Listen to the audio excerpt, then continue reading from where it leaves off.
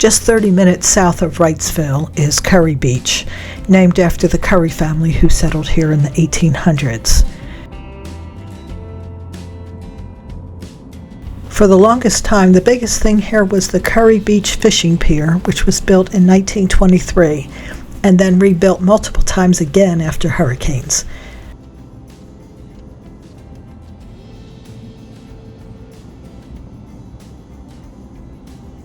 Kure Beach became a town in 1947, and it has roughly a population of 2,300 people year-round, with the population being much higher, of course, in the summer.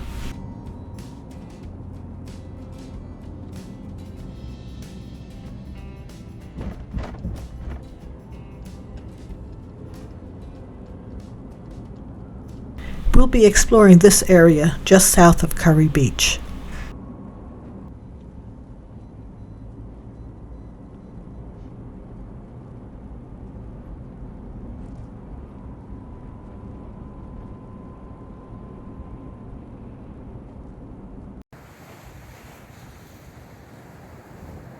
In the winter, there's some nice opportunities to watch the birds along the beach: gannets, cormorants, terns, gulls.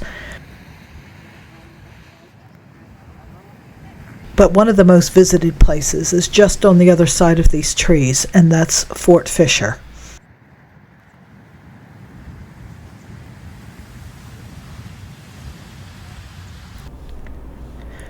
You can visit the museum here, which is open Tuesdays through Saturdays, but check the site just in case. They also offer tours. And of course, you can explore the grounds.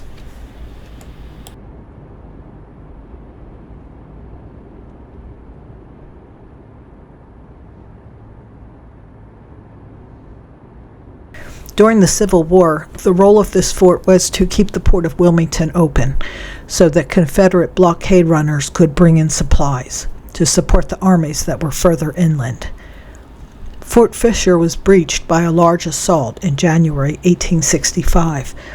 At the time, Wilmington was the Confederacy's last major port, so when this fort was captured, a major supply line for very crucial supplies was cut, and it was one of the final death blows.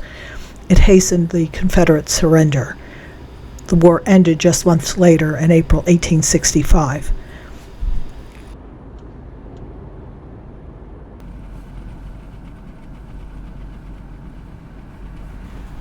As this was a key area for the blockade runners moving supplies, there are several blockade runners lying below the waters of North Carolina. The SS Condor is one of the best preserved, and it's now a dive park that you can scuba dive around and swim under. It's located 700 yards off the shore in front of the North Carolina Aquarium, and it's marked with buoys. The SS Condor still has its engines, its paddle wheels, and air pump. Despite being fast, many of these ships usually got caught after 4 trips, with the exception of the SS Siren, which made it through 33 trips.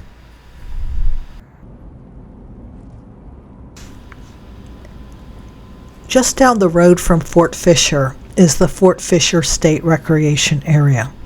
There's parking and restrooms here, picnic tables, and access to the beach. It's cold and windy, but we won't be swimming. The interesting story here is about a bunker.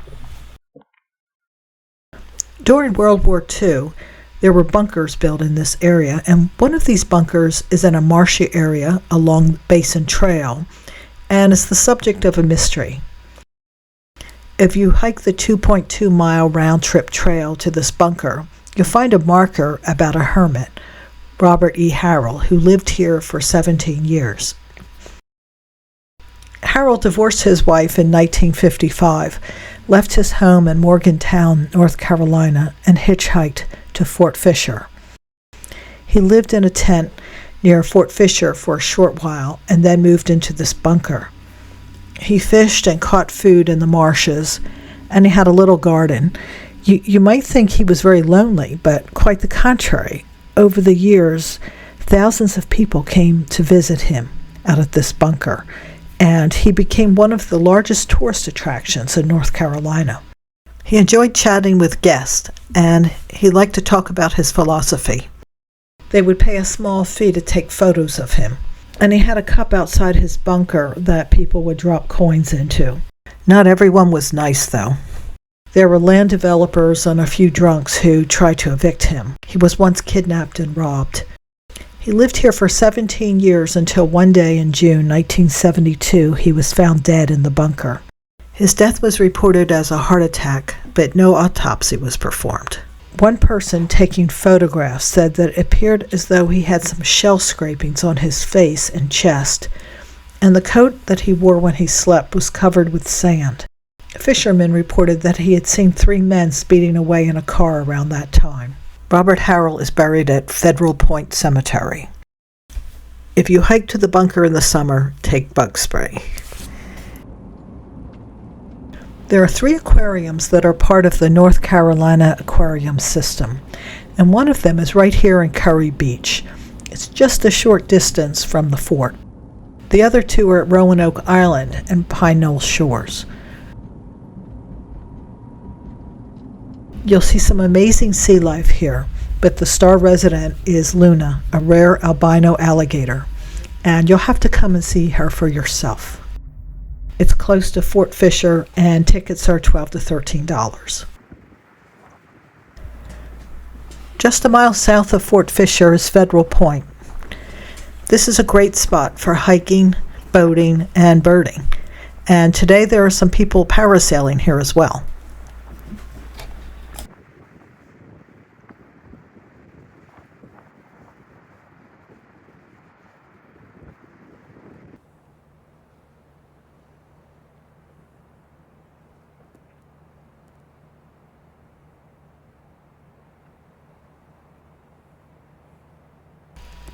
If you visit here, you'll see some remnants of Battery Buchanan, which was built in 1864 to support Fort Fisher, guarding the point and serving as a citadel in case a garrison needed to retreat here. After Fort Fisher was captured, the battery held briefly. Some soldiers began retreating from Fort Fisher to the battery. This included Major General W.H.C. Whiting and Colonel William Lamb, who was the fort's commanding officer. But when they arrived at the battery, they found the battery's defenders had spiked their guns and withdrawn across the river, and all transportation, including the barge, was gone.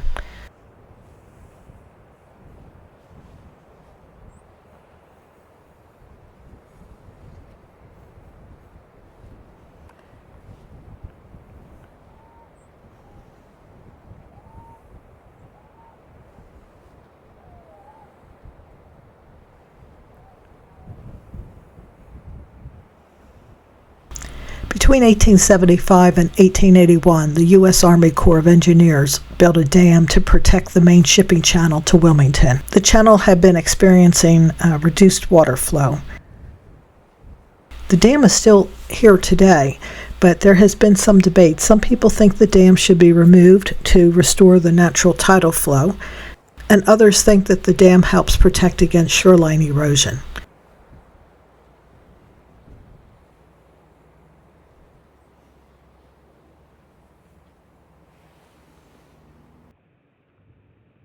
Looks like some white ibises out there looking for food.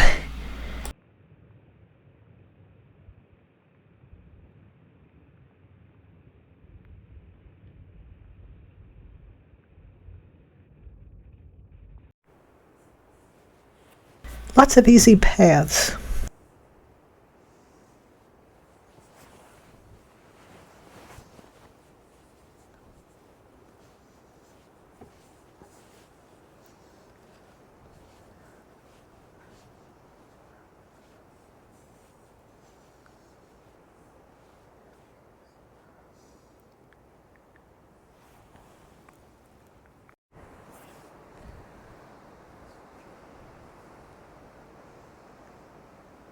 What an interesting tree.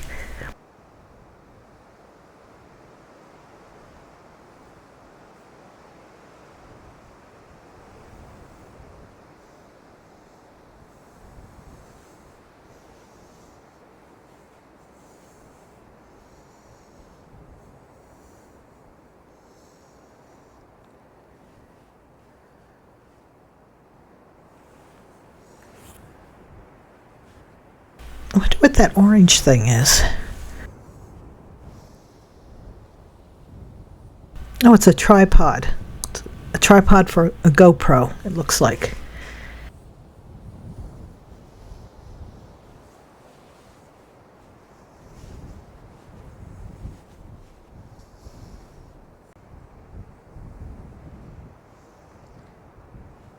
Lovely views up here as we near the end of the day.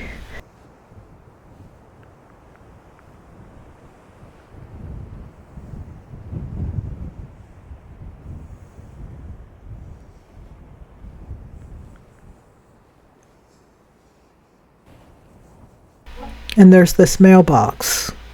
It's out in the middle of nowhere.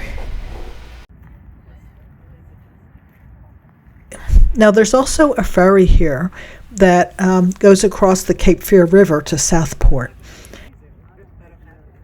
And the ferry docks in Southport are just 2 miles outside of the historic downtown. There are lots of views along the river and plenty of restaurants in Southport. There are also beaches, Oak Island Lighthouse, and Fort Caswell.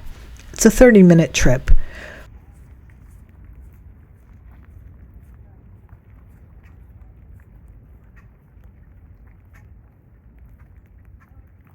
The fare from Southport to Fort Fisher is half the price than going from Fort Fisher to Southport.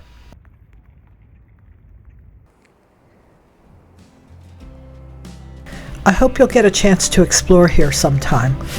You can see that even in the winter, it's an interesting place to visit.